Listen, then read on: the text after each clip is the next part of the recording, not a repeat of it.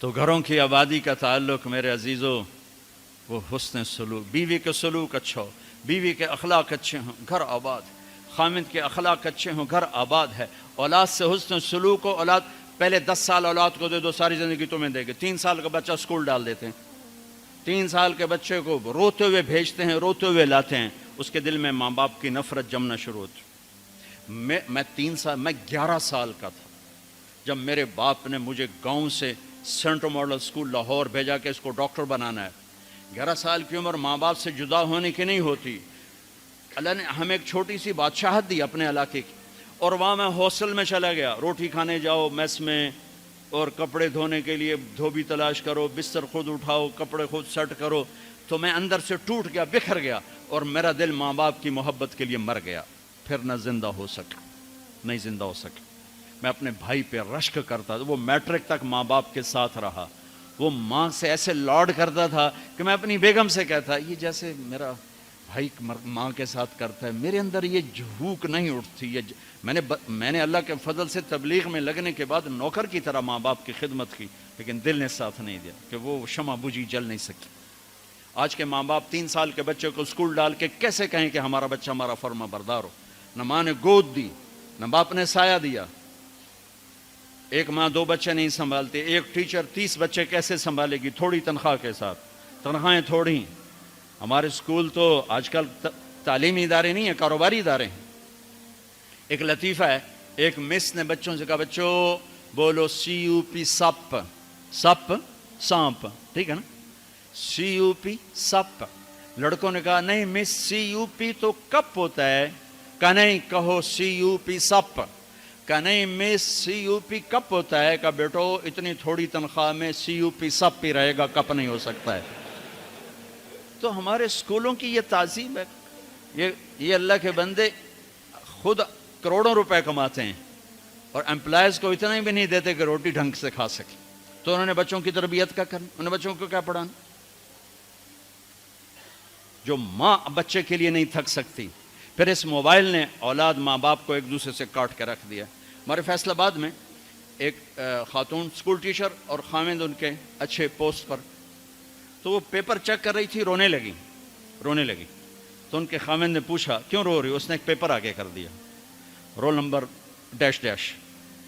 تو اس میں ایک تھا کہ آپ کیا بننا چاہتے ہیں، بچوں سے سوال آپ کیا بننا چاہتے ہیں؟ تو اس بچے نے لکھا تھا کہ I want to be a smart phone, میں اسمارٹ یہ موبائل بننا چاہتا ہوں، یہ آئی فون بننا چاہتا ہوں اور سیمسنگ فون بننا چاہتا ہوں، اس لیے کہ جب میں گھر آتا ہوں تو میں دیکھتا ہوں میری ماں مجھے اتنی توجہ نہیں دیتی جتنے اپنے موبائل کو دیتی ہے۔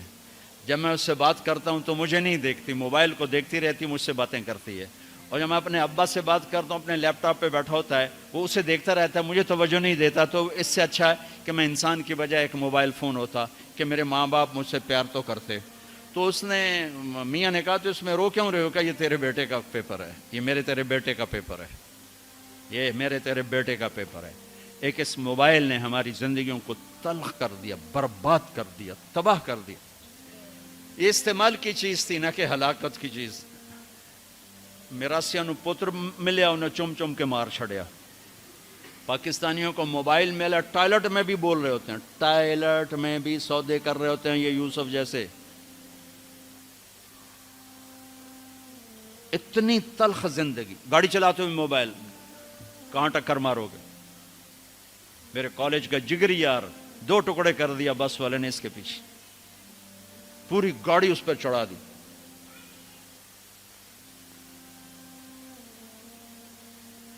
تو بھائیو میرے نبی کی زندگی سیکھو، زندگی سیکھو، زندگی سیکھو، زندگی سیکھو۔ تو یہ نکاح سے متعلق چند باتیں ہیں جو میں کہا کرتا ہوں، یہ عام طور پہ ہمارے سامنے نہیں ہیں۔ ضبط، برداشت۔ اگر زندگی کو نکھارنا ہے، ضبط کرنا سیکھو، برداشت کرنا سیکھو، غصے کو پینا سیکھو۔ یغلبن الکریم ویغلبہن اللئیم۔ اللہ اکبر۔ میرے نبی نے فرمایا اخلاق والے پہ بیویاں غالب آ جاتی ہیں اور بد اخلاق بیویوں پہ غالب آ جاتے ہیں۔ لأن أكون مغلوبا كريما أحب إلي من أكون غالبا لئیما، میں اخلاق والا بن کے بیوی سے دب کے رہوں، یہ مجھے پسند ہے اس بات سے کہ میں بد اخلاق ہو کر، کمینہ ہو کر بیوی پہ غالب آؤں۔ لئیم بد اخلاقی کی آخر جس کو ہم کمینہ کہتے ہیں۔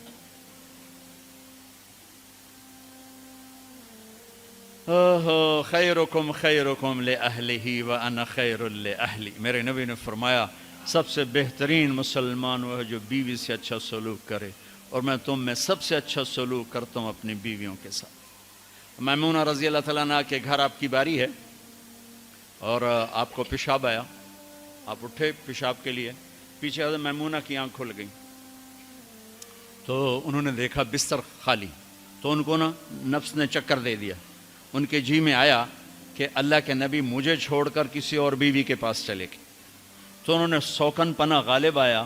سوکن تو سوکن ہی ہوتی ہے، سو کن یہ دو لفظ ہیں، سو کن، سو عدد ہے، کن کسے کہتے ہیں؟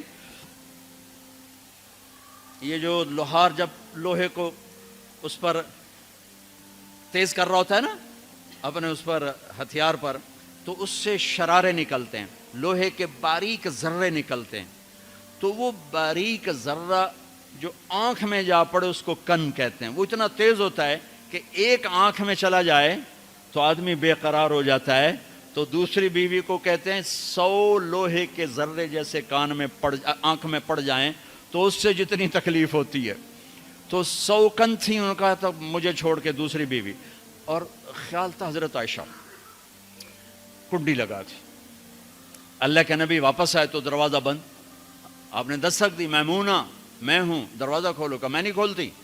ہم نے کہا کیا ہوا؟ کہا مجھے چھوڑ کے دوسری بیوی کے پاس جاتے ہیں، باری میری ہے۔ آپ نے کہا اللہ کی بندی، انی حاقن، اب مجھے زور کا پیشاب لگا تھا میں اس لیے گیا تھا۔ کہا نہیں کوئی پیشاب نہیں ہے، مجھے پتہ ہے۔ آپ نے کہا میمونہ میں اللہ کا رسول ہوں، میں کبھی خیانت کر سکتا ہوں؟ پھر ان کو کرنٹ لگا، اوہ یہ میں نے کیا کیا، تو اللہ کا رسول، پھر ڈرتے ڈرتے دروازہ کھولا، پتہ نہیں اللہ کے نبی کیا کریں گے۔ آپ اندر آئے اور مسکرائے اور جا کر اپنی چارپائی پہ لیٹ گئے۔ تو میرے عزیزوں، میرے بھائیوں، کسی بھی انسان مرد عورت کی زندگی کی خوبصورتی، خوشحالی، خوشحال، خوش ایک کیفیت کا نام ہے، حال ایک لمحے کا نام، لمحہ موجود کو حال کہتے ہیں۔ خوشی ایک کیفیت ہے۔ لوگ کیا سمجھتے ہیں؟ خوشحال ہے، پیسے بہت ہیں۔ میں نے تو کسی پیسے والے کو خوشحال نہیں دیکھا، سب کو میں نے اپنے مسائل کا میں گھرا ہوا دیکھا ہے۔ خوش اور حال دو لفظوں کو ملا کر گیا خوشحالی، خوشحال، ہر لمحہ موجود میں خوشی ہو، ہر لمحہ گزرنے والے میں خوش ہوں، اس کا تعلق میرے آپ کے اخلاق کے ساتھ ہے، پیسوں کے ساتھ نہیں، چیزوں کے ساتھ نہیں۔ تو بھائیو، اپنے اخلاق بنائیں، میں بھی بناؤں، آپ بھی بنائیں۔ اور میرے نبی نے کہا علی میں تمہیں اولین و آخرین کے اخلاق بتاؤں؟ اولین و آخرین کہ جی کیا ہیں؟ وَتَصِلُ مَنْ قَطَعَكَ وَتُعْتِ مَنْ حَرَمَكَ وَتَعْفُ عَمَّنْ ظَلَمَكَ، جو توڑے اس سے جوڑ، سبحان اللہ، جو نہ دے اس کو دے، جو زیادتی کرے اسے معاف کر دے۔ کہ یہ اولین و آخرین کے اخلاق۔ اور جو یہ سیکھ گیا، آپ نے کہا میں ضامن ہوں جنت الفردوس میں گھر لے کر دوں۔ اس کا نام تزکیہ ہے، اس کا نام اخلاق کی انتہا کا نام تزکیہ ہے۔ قلب جاری ہونے کا نام تزکیہ نہیں، اخلاق کی انتہا پر پہنچنے کا نام تزکیہ ہے۔ تو میرے عزیزو، اپنے آپ کو بھی سناتا ہوں، آپ کو بھی، فرحان کو بھی، سب کو، ہم اپنے گھروں کو خوبصورت بنائیں اچھے اخلاق کے ساتھ۔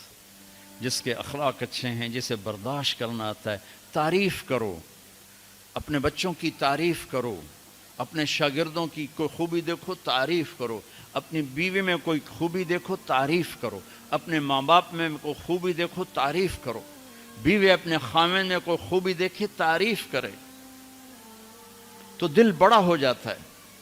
خوشامد حرام ہے، تعریف حق ہے۔ جو آپ سنتے ہو حدیث پاک، جو تمہارے منہ پہ تمہاری تعریف کرے اس کو منہ میں مٹی ڈالو، یہ اس سے مراد تعریف نہیں، خوشامد ہے۔ جو تمہاری خوشامد کرے اس کے منہ میں مٹی ڈالو۔ یحبون ان یحمدوا بما لم یفعلوا، یہ خوش آمد ہے، تعریف کسی مسلمان کا جائز حق ہے اس کی خوبی پر۔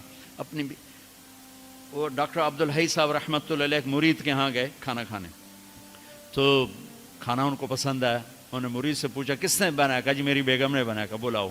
وہ بیگم آ گئی تو کہنے لگے بیٹی میں نے آپ کے ہاتھ کا پکا کھانا کھایا، بہت بڑھیا تھا، بہت پسند آیا، جزاک اللہ خیر، جزاک اللہ خیر۔ تو وہ بیگم رونے لگی زار و قطار۔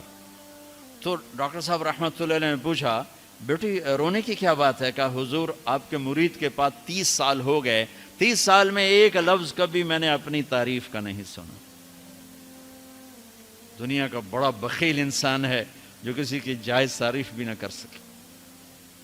تو بھائیو رشتوں کو پانی پلاؤ، حسن سلوک کے ساتھ، تعریف کے ساتھ، درگزر کے ساتھ، محبت کے ساتھ، شفقت کے ساتھ، سینہ کھلا رکھو۔ اللہ نے عبادات کے اشارے کیے، اخلاق کو تفصیل تفصیل تفصیل سے بتایا۔ تو اللہ تعالیٰ میرے بھی اخلاق اچھے کر دے، آپ کے بھی اچھے کر دے۔ اگر ہمارا علمی حلقہ حسن سلوک، حسن اخلاق اور زبان کی شدت سے نرمی پر آ جائے تو کیا سے کیا پھول کھل جائیں گے، کیا سے کیا گل کھل جائیں گے۔ اسی چیز کو اپنے گھروں میں زندہ کرنا ہے۔ ضحاکن بسامن، میرے نبی گھر میں ہنسنے والے تھے، مسکرانے والے تھے، اپنے گھر والوں کے ساتھ ایک عام انسان کی طرح رہنے والے، گھر میں جھاڑو دے رہے ہیں، اپنے کپڑے دھو رہے ہیں، کپڑا پھٹ گیا خود سی رہے ہیں، جوتا ٹوٹ گیا خود اس کو ٹھیک کر رہے ہیں۔ میرے نبی کا اپنے گھر کے یہ کام تھے۔ اور تبلیغ اس کو سیکھنے کی ایک محنت، جہاں سے مل جائے۔ تبلیغ خوبصورت محنت ہے، تزکیہ کی ہے، اللہ کے نیک بندوں کی صحبت میں بیٹھو، جہاں سے بھی یہ دولت ملے اسے حاصل کرنے کی کوشش کرو۔ اور تبلیغ ایک اس وقت کھلا راستہ ہے، جاؤ گے تو اللہ تعالیٰ بہت کچھ نصیب فرمائیں گے۔ ارادہ کرتے ہیں انشاءاللہ۔ تو اب آپ ایک ماحول میں، ایک معاشرے میں ہو